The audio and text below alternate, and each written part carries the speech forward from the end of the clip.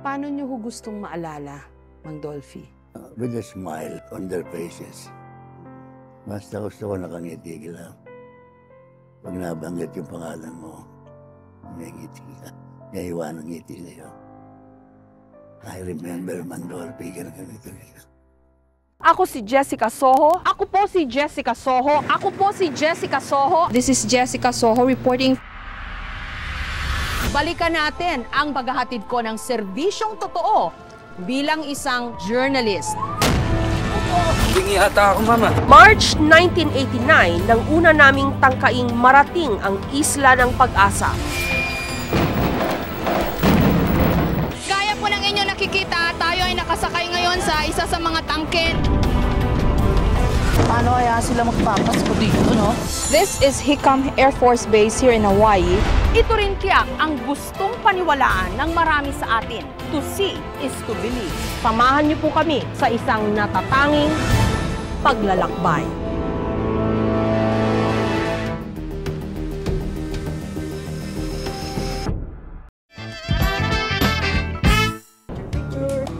Sa 25 taon ko bilang reporter, ngayon ko lang mai-interview ang Comedy King. Nalaman kong kagagaling lang niya sa sakit. Pero heto, nagpo-promote ng kanyang bagong pelikula at mga kanta. At nagawa pa niyang magbiro tungkol sa mga spekulasyon, tungkol sa kanyang kalusugan sa mga nakalipas na araw. Ang dami pumapatay sa akin. Ba't nag-aapura kayo kayo? Pero awa naman ng Diyos, nandito pa. Huwag niyo ako apurahin. Sa edad na 82, wala pa raw sa kanyang bokabularyo ang pagre-retiro. Kumusta na hong kalusugan niyo, Mang Dolphy? Medyo may sakit pa ako pero okay naman. Medyo nagre-recover pa lang ako. Nakapag-shooting pa ho kayo? Shooting pa ako. Ayaw niyo raw hong mag-retire. Retired na ako actually. Eh, may pumapasok na project di sige. Sabi ko, basta yung kaya ko. Yung fire ho nandun pa? Nandun pa naman, kasi hindi mawawala yun eh. Saan ho ba nanggagaling yun? Hindi ko rin alam eh. Basta ako minsan nga eh. Yung alam mo may sakit ka na eh. Pag nandun ka na sa harap ng crowd, nawawala. Nakakaroon ka ng extra adrenaline sa katawan na hindi mo malaan. Tubong tondo si Rodolfo Vera Quezon Sr. na kalaunay naging Dolphy. Nagsimula siyang dancer sa Bodabin hanggang nabigyan ng break ng ama ni FPJ mismo sa pelikula.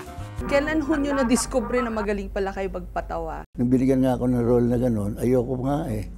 Sige na niya, pwede ka, pwede. Eh, nag-click. Pagka hinihika ako, lumalayo ako sa tao. Ayoko na didinig, may violin akong kasama. Nagbibilin yung lalamunan ko, niya lumalayo ako. Parang ang hirap pong paniwalaan, seryoso kayong tao. Yung comedy king ng Pilipinas, seryosong tao. Talaga ho? Bakit ho ganon?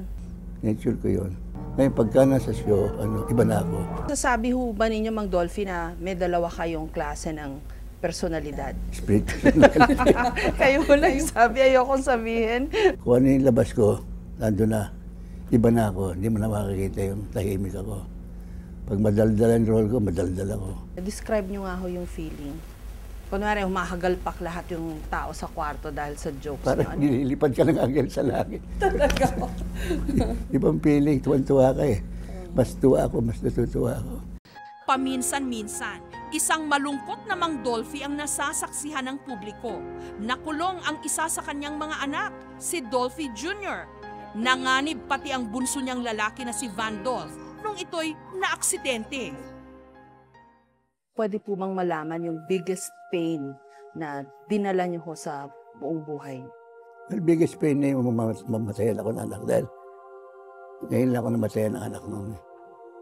Mabigat talaga. At saka medyo, siyempre yung mga anak mo, medyo naghihikaw sa buhay.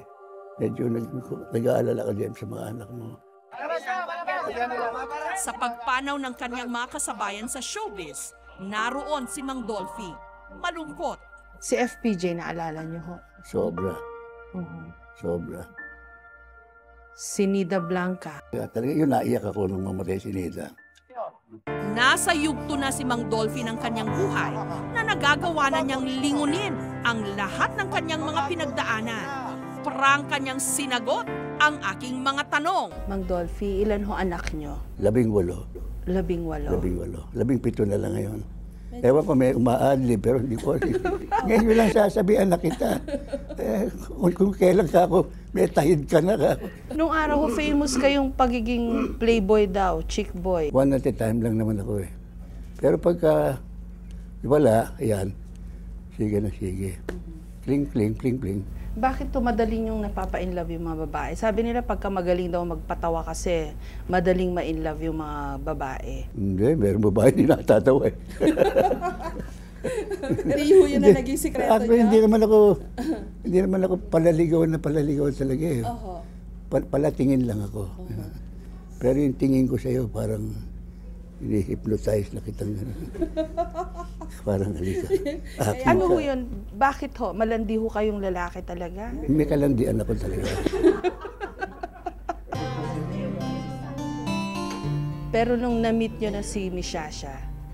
Wala na. Wala na. Wala na. Period. Close na ang factory. Magaling magpatawa kahit sa totoong buhay. Pero magaling din siya sa drama. Katunayan, nakailang Best Actor Awards na siya sa drama.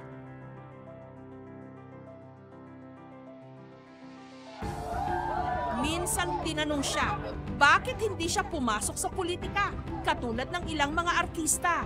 Buti ho walang naiengganyo sa inyo pumasok sa politika, Mang Dolphy. Doon na ako natatakot baka manalo ako. Kaya kung talagang papasok ako dyan, talagang magsisilbi ka sa bayan. Di ba? Kung mapapabayaan ko, wag na.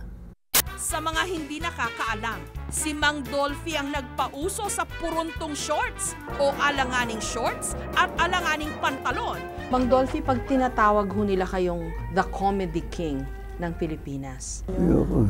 Bakit ho? Ayun, parang may yabangan ako. Isipin ng tao, ako talaga nagpursiging maging comedy king ako na ano. Pero hindi, talagang nag-aamay na ang tao, tinatawag ako ng ganon. So, nandun na. Siyempre, hindi mo na maalis yun. So ano ang tingin nyo sa kasikatan o katanyagan na nakamit nyo sa buhay? May time tayo ng pagsikat, may time ng sa tuga-tuga, may time na pababayan, siyempre. May time na wala ka na. Ang pinakamahirap ka ako nga, yung laos ka na. Wala na kumukuha sa'yo. Hindi pa naman ho kayo nakarating doon eh. Hindi nga, dadating lang ako doon. Dadating tayo doon eh. Kumbaga ako, nasa winter na ako ng aking karir. Nakakondisyon na ho ba kayo doon sa Oo, yun? resign na ako doon. Pati sa buhay ko, resign na ako. Darating at darating ka nga. 82, ano ba naman na-expect mo pa? Sobrang pasasalamat ko sa Diyos. Sobrang biyaya, tagumpay, pinakaloob sa akin. Nakabili na raw kayo ng ano nyo, coffin? Yeah. Talaga ho? Bakit? Naalok ako, binibenta sa akin. Binili ko naman. Actually, ako unang bumili ng Memorial Park dito sa Pilipinas, sa mga artista. Pero kayo ho, syempre gusto nyo rin mahaba buhay nyo. Siyempre, basta kung malakas ka pa. Kung mahaba ang buhay mo, pero ganyan-ganyan ka, wag na lang. Hanggang anong edad nyo ho kaya gustong mabuhay? Depende. Mararamdaman ko naman yun eh. Gusto nyo pa maging 100? Ayoko. Ayaw nyo ho? Ayoko. Tsak na lampan na ako nun. Paano nyo ho gustong maalala, Mang Dolphy? With a smile on their faces. Basta gusto ko nakangiti lang. Pag nabanggit yung pangalan mo, may ngiti ka. May iwan ng ngiti sa'yo. I remember Mang Dolphy, ganito. Kesa doon sa bullshit na yan.